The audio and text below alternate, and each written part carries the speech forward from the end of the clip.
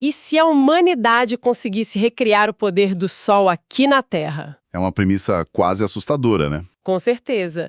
E se você curte conteúdo sobre tecnologia, ciência e notícias, já deixa o like e se inscreve no canal, porque toda semana tem episódios novos por aqui. É isso aí. E, bom, o tema de hoje justifica toda essa empolgação. Justifica muito, porque nós estamos diante de um momento muito decisivo na nossa história tecnológica. E olha, não estamos falando de um roteiro imaginário de ficção científica. De jeito nenhum. O que temos hoje é uma corrida multibilionária, global e, francamente, absolutamente frenética. Pois né, o objetivo da nossa exploração de hoje é justamente destrinchar como essa busca pela fusão nuclear está redefinindo o limite extremo da engenharia humana. E para basear essa conversa, a gente trouxe dados bem sólidos. Isso. Nos baseamos em publicações acadêmicas recentes e também nos levantamentos super detalhados do físico Gustavo Canal, lá da Universidade de São Paulo. Um material excelente. E assim, a urgência de discutirmos isso agora é porque a ciência nuclear está literalmente cruzando uma fronteira invisível. Como assim? Sabe, nós estamos saindo daquele campo puramente teórico, da pesquisa de base, e entrando de cabeça em um território muito prático e ferozmente disputado pelas grandes potências. Ah, entendi. Porque a natureza já demonstra como produzir essa energia perfeita há bilhões de anos, né? Exato. Toda vez que a gente olha para as estrelas, a gente vê a fusão acontecendo. E o que a engenharia tenta fazer agora é construir uma garrafa, digamos assim, complexa o suficiente para aprisionar a força de uma estrela. Uma estrela engarrafada, mantida acesa dentro do nosso planeta. Nossa.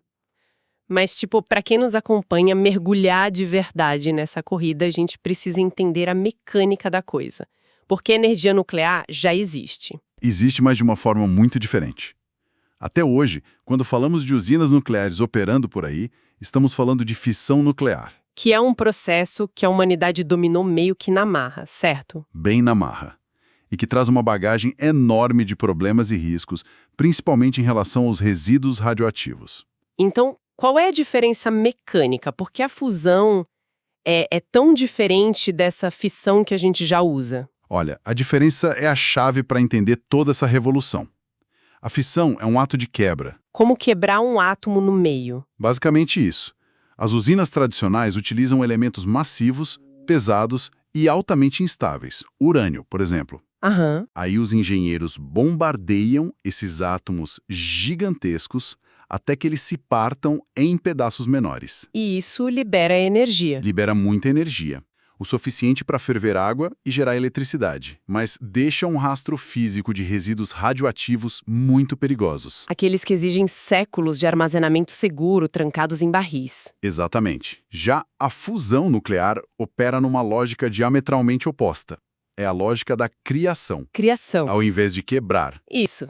O processo tenta pegar elementos extremamente leves e minúsculos e forçá-los a se unirem, criando um novo elemento um pouco mais pesado no processo. Então, assim, a fissão seria como pegar uma bola de boliche de vidro e estilhaçar ela violentamente para liberar a energia da quebra. Perfeita analogia. Mas deixando cacos tóxicos e cortantes espalhados por todo o chão. É o resíduo radioativo. E a fusão seria pegar duas pequenas bolas de gude, esmagar uma contra a outra com tanta força que elas derretem e se fundem, formando uma bola maior. Exato.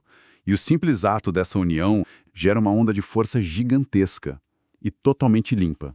Mas no mundo real, o quanto essa junção de átomos leves é realmente mais potente do que o sistema atual de quebra? A métrica física nos mostra que, quilograma por quilograma, fundir esses átomos libera em torno de 3 a 4 vezes mais energia térmica do que parti-los. Caramba, 3 a 4 vezes mais. Mas olha, a proporção ganha contornos absurdos mesmo quando a gente compara a fusão com combustível fóssil clássico. Tipo carvão mineral ou gás natural. Isso. O processo de fundir elementos libera milhões de vezes mais energia do que qualquer queima química. Milhões. Sério, isso é inacreditável. E tem mais. O grande pulo do gato tecnológico está na natureza da matéria-prima que a gente usa. A gente não precisa minerar urânio enriquecido, né? Não mesmo. Nós usamos o deutério. Deutério. É um isótopo do hidrogênio, ele é facilmente extraível da água de qualquer oceano. E também usamos o trítio, que a gente extrai de baterias de lítio e compostos terrestres comuns. Ou seja, a matéria-prima que pode abastecer civilizações inteiras pelos próximos milênios está literalmente quebrando nas ondas das nossas praias. De forma virtualmente inesgotável. Nossa, é uma ideia quase poética. A solução energética suprema escondida na água do mar. Pois é. Mas vem cá, se o combustível é abundante e a mecânica é tão absurdamente poderosa, por que a gente ainda não acende as luzes de casa com o poder do sol? Aí a gente entra no pedágio do universo. O que o universo exige em troca, né? Exato. A força eletromagnética, os núcleos dos átomos que a gente tenta unir, possuem carga positiva. E cargas iguais se repelem. Muito. Assim como dois ímãs com polos iguais, eles se odeiam. Eles se repelem de uma forma tão brutal que, em condições normais, jamais encostariam um no outro. Mas no núcleo do nosso Sol isso acontece. Acontece porque lá o trabalho sujo é feito pela gravidade. A massa da estrela é tão colossal que a atração gravitacional esmaga os átomos uns contra os outros. Eles não têm para onde fugir. Não tem espaço. E a fusão acontece naturalmente.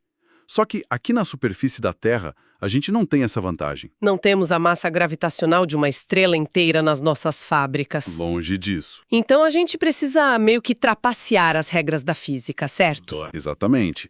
A engenharia tem que compensar a ausência dessa força gravitacional esmagadora usando calor. Um calor tão violento, mas tão extremo, que faça os átomos entrarem em pânico. Como assim, pânico? Eles se agitam num ritmo alucinante, batendo de frente e se fundindo antes mesmo que o eletromagnetismo consiga empurrar eles para longe. E de que nível de calor a gente está falando? Precisamos alcançar uma marca superior a 100 milhões de graus Celsius. Espera, 100 milhões de graus? Sim, um ambiente de estresse térmico umas 10 vezes mais quente que o próprio núcleo do Sol. Meu Deus! Mas qualquer coisa derreteria nessa temperatura? É aí que a coisa fica fascinante. Quando submetemos a matéria a esse nível cósmico de temperatura, ela abandona a física clássica de um gás comum. E vira o quê? Os elétrons começam a se arrancar dos átomos. Cria-se uma tempestade caótica de partículas eletrificadas. É o que chamamos de plasma. Ah, o famoso quarto estado da matéria. Isso mesmo. E é exatamente nesse ponto que os estudos do professor Gustavo Canal mostram o limite máximo da engenharia humana atual. Que é isolar esse gás a 100 milhões de graus sem que ele encoste na máquina, né? Exato. Como a gente isola isso sem vaporizar o reator inteiro? Porque, nenhum metal do mundo, nenhuma liga de titânio ou cerâmica suportaria 1 milissegundo nesse inferno. Se essa tempestade encostar na parede de metal do reator... Ela corta como manteiga quente e derrete tudo. Então, se o vidro e o aço não servem para segurar isso, a gente precisa de uma gaiola feita de quê? De elásticos invisíveis. É uma ótima forma de visualizar. Como o plasma é basicamente um fluido eletricamente carregado, esses elásticos invisíveis são os campos magnéticos. Entendi. A engenharia desenvolveu estruturas colossais, equipadas com ímãs supercondutores gigantescos que envolvem uma câmara de vácuo. E essa máquina cria um campo de força repelente. Perfeito. Esse campo suspende a substância superquente no meio do nada. Ela fica flutuando livremente no ar interno, sem tocar em nenhuma borda física do metal. Nossa! E qual é o nome dessa máquina? O design de engenharia mais promissor, que tenta construir essa jaula invisível, se chama tokamak. Tokamak tem aquele formato meio de donut, né? Isso, o formato de um anel gigante. O objetivo desse design circular é fazer com que o plasma corra em alta velocidade, girando em um ciclo contínuo e eterno pelo meio do tubo vazio. Assim evita extremidades afiadas onde ele pudesse bater e causar um desastre. Exatamente. Mas olha, os artigos que a gente leu deixam muito claro que segurar esse furacão com ímãs não é uma viagem tranquila. Eu imagino. Mas o perigo ali dentro não é de acontecer uma explosão nuclear que varra uma cidade do mapa, certo? Não, de forma alguma. O perigo é um dano financeiro e estrutural catastrófico à própria instalação. O colapso da reação é o maior obstáculo atual. Porque o plasma é instável. Muito instável. Ele parece ter vontade própria. Desenvolve correntes parasitas, micro-ondas magnéticas internas que podem virar tornados locais de energia lá dentro. Nossa! E quando os cientistas tentam aumentar a temperatura para gerar mais reações? Cresce e ele se contorce todo. Tenta esticar a malha magnética. Se essas instabilidades não forem controladas em questão de milissegundos, ocorre uma ejeção fulminante contra as bordas E aí o gás bate no metal. e atinge componentes internos desenhados com precisão nanométrica, derrete tudo que toca. O reator precisa ser desligado, esfriado, peças caríssimas são substituídas e o projeto perde anos. Por isso, os cientistas precisam criar algoritmos super avançados para ler o comportamento do gás. Sim, eles tentam ajustar o campo magnético antes que a erupção sequer aconteça. É um nível de exigência colossal, materiais absurdamente resistentes, cálculos no limite do que os supercomputadores conseguem processar. E é exatamente por isso que nenhum laboratório isolado conseguiria bancar esse quebra-cabeça sozinho. Claro, a complexidade tirou a pesquisa das universidades solitárias e jogou direto no tabuleiro geopolítico global. Exige o bolso das grandes nações, né? E como exige? O que a gente vê no hemisfério norte é um esforço financeiro comparável ao programa Apollo da corrida espacial. Tem aquele projeto enorme na França, certo? O ITER é uma verdadeira fortaleza tecnológica sendo erguida lá. Um esforço monumental de décadas envolvendo dezenas de nações parceiras para dividir os custos astronômicos da construção de um tokamak gigantesco. E a Ásia, claro, não deve estar esperando de braços cruzados. De forma alguma. A China acelera forte com o reator East. Eles vêm, de forma independente, sustentando nuvens de plasma por minutos seguidos em condições extremas. Minutos inteiros, isso é um recorde. Sucessivos recordes de durabilidade, sinalizando muito bem o peso do Estado chinês nessa matriz tecnológica global. Os dados ocorreu quando o dinheiro privado resolveu entrar no jogo, né? Essa foi a grande virada de chave recente. Fundos de capital de risco, investidores privados, os gigantes do Vale do Silício abriram os cofres. Falamos de mais de 7 bilhões de dólares em dinheiro privado injetados em startups na América do Norte e na Europa. Os homens de negócios decidiram que vender pequenos sóis engarrafados vai ser a indústria mais lucrativa das próximas décadas. Mas o que convenceu a iniciativa privada a abrir a carteira assim, do nada? Não foi do nada. A centelha aconteceu em dezembro de 2022. Um marco histórico. Isso. Aquele momento foi a transição da teoria brilhante para a prova irrefutável. Aconteceu nos Estados Unidos, no laboratório NIF. Que é o National Ignition Facility. Exato. Só que, diferente das gaiolas magnéticas em formato de donut, eles utilizam uma vertente chamada confinamento inercial. Como funciona esse inercial? Imagina um cilindro de ouro do tamanho de uma borracha de lápis. Eles posicionam esse cilindro no centro de uma câmara monumental, e lá dentro tem uma microesfera de combustível. Tá, e aí? Aí, o laboratório aciona 192 dos lasers mais devastadores do mundo, todos simultaneamente. 192 lasers focados numa borracha de lápis. Mirando no cilindro de ouro, os lasers aquecem o ouro, geram uma torrente de raio-x que banha a esfera central e faz o exterior dela explodir. Nossa! Essa explosão impulsiona o núcleo do combustível para dentro numa implosão simétrica. É como pegar um balão e colocar numa máquina que aperta toda a superfície externa ao mesmo tempo, criando uma força esmagadora até os átomos se fundirem no meio, né? Exatamente. O processo força uma minúscula estrela a nascer e morrer antes que a gente possa piscar. 1 milésimo de segundo. E a genialidade daquele dia de dezembro foi a demonstração térmica. A quantidade de energia que aquela implosão liberou foi maior do que a energia que os lasers sugaram para disparar. O famoso ganho energético líquido. A estreia absoluta desse ganho na história. Estava provado fisicamente, diante de testemunhas, que a natureza nos permite extrair lucro energético do hidrogênio. Era a validação que faltava para o mercado financeiro. A partir daquele disparo, o cronômetro começou a correr alucinado, né? E a diversidade na abordagem dos engenheiros virou um espetáculo. As startups financiadas agora tentam encontrar a rota mais rápida para baratear tudo isso. Eles tentam fugir daquele estilo faraônico do ITER, né? Totalmente. Pega a Commonwealth Fusion Systems, por exemplo. Eles operam em parceria com o MIT e apostam todas as fichas no reator batizado de Spark. E qual é o diferencial deles? O pulo do gato não é o volume físico, mas a intensidade. Eles criaram ímãs supercondutores de alta temperatura, materiais de nova geração que conseguem gerar uma jaula magnética estupendamente densa. O que reduz o tamanho da máquina. Cai pela metade o tamanho do maquinário e, por consequência, derruba brutalmente o tempo e o custo de montagem. Incrível! E tem empresas que acham que até esse modelo mais moderno já nasceu velho, como a TAE Technologies. A TAE não gosta dessa complicação em formato de donut de jeito nenhum. Eles estão desenvolvendo reatores na forma de tubos lineares e deixam a inteligência artificial avançada tomar o volante. Algoritmos predatórios analisando a dinâmica do gás milhares de vezes por segundo. Para evitar qualquer turbulência antes mesmo que o olho humano perceba o problema. E tem a Helion Energy também. A Helion é ousada, né? Muito. A ousadia comercial corre nas veias deles. Eles já assinaram contratos bilionários garantindo entregas futuras de megawatts para grandes gigantes da tecnologia focadas em inteligência artificial. Sério? Assumindo o risco de já se comportar como fornecedor ativa? Com prazos curtíssimos para entregar energia na tomada.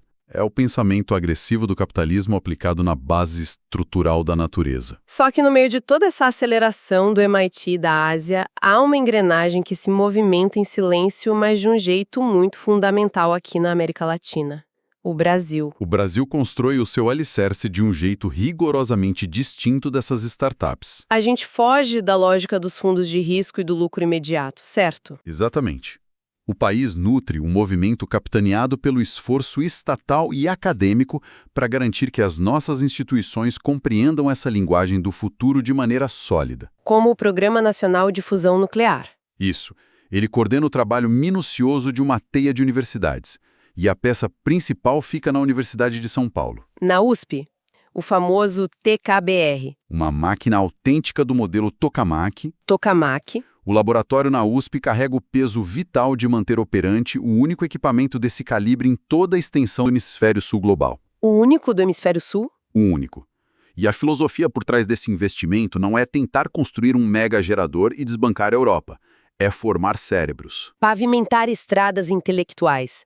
Precisamos dominar como moldar os materiais internos, o controle dos sistemas magnéticos. Estudar as armadilhas dinâmicas do ambiente físico. Porque se a gente cruzar os braços agora e achar que o problema financeiro é grande demais, amanhã seremos reféns. Correríamos o risco de passar o próximo século assinando cheques gigantescos como clientes passivos de patentes gringas, só pagando para manter a geladeira ligada, né? Exatamente. O domínio das engrenagens fundamentais é o escudo que nos insere na cadeia produtiva dos gigantes, nos consolidando como mentes pensantes da comunidade tecnológica. A ciência que a gente desenvolve é moeda de troca diplomática. Mas, falando de futuro e prazos, a gente tem que encarar um choque de realidade. Há um abismo profundo nos prazos prometidos, não acha? Há um abismo dramático entre as revistas de negócios e as pranchetas dos engenheiros reais. Vemos CEOs de startups prometendo acender postes de rua até 2030. E os relatórios governamentais arrastam a linha de chegada décadas para frente, para 2040 ou 2050. É que existe uma diferença gritante entre conseguir uma faísca por 1 milissegundo num laboratório e uma usina operando dia e noite de forma contínua. É um campo minado. É a questão do bombardeio de nêutrons, né? Esse é o maior desafio dos materiais hoje. Na operação constante, o núcleo dispara uma radiação pesada de nêutrons ultra-rápidos contra as superfícies interiores do aparelho. Uma barragem cáustica. Muito. A nível atômico, ela enfraquece qualquer liga de aço temperado, deixa os materiais quebradiços. Eles racham. Não basta ligar a estrela, a humanidade ainda tem que descobrir quais cerâmicas e polímeros vão aguentar meses de bombardeio nuclear sem derreter. E enquanto as startups acham que a inteligência artificial vai descobrir esses materiais rápido, a ciência acadêmica exige tempo real de desgaste mecânico para provar a segurança. Mas, chegando aqui no final, por que essa espera de décadas vai valer a pena? O que nos espera na virada do jogo? Construir matrizes focadas na natureza solar elimina os piores terrores ambientais atrelados à palavra nuclear. O fantasma do derretimento explosivo da fissão some. É intrinsecamente seguro, né? Porque se algo der errado, se acabar a energia da cidade ou uma tubulação vazar, O confinamento simplesmente falha. A nuvem superaquecida bate no limite, perde calor instantaneamente e o fogo cósmico morre. Tudo apaga igual um palito de fósforo úmido. sem risco de explosão em cadeia. Nenhum. E o impacto ecológico é incrível. Sem gases de efeito estufa, sem lixeiras de rejeitos radioativos perigosos, Porque o subproduto é só hélio. um elemento pacífico que evapora no ar. E tem mais. Isso muda o tabuleiro da geopolítica global. A descentralização. Se a gente passa a dominar reatores menores, acaba o monopólio das jazidas fósseis e do petróleo, certo? Reduz o impacto das cotações de baris de petróleo, dos oleodutos em zonas de guerra. Sociedades poderiam instalar máquinas geradoras em qualquer terreno inóspito, O acesso à infraestrutura passa a ser equitativo. o que reduz incrivelmente as engrenagens de conflitos bélicos por recursos energéticos. Sabe, a ironia mais fascinante disso tudo é que a humanidade passou séculos rasgando as entranhas da Terra e queimando compostos biológicos mortos, sufocando a atmosfera. E agora, na beira do penhasco ambiental, a nossa última esperança exige que a gente olhe para a escuridão do espaço e replique a maquinaria do cosmos aqui embaixo. Estamos imitando a respiração do universo para curar um planeta danificado. Se a humanidade conseguir dominar a energia das estrelas, o mundo jamais será o mesmo.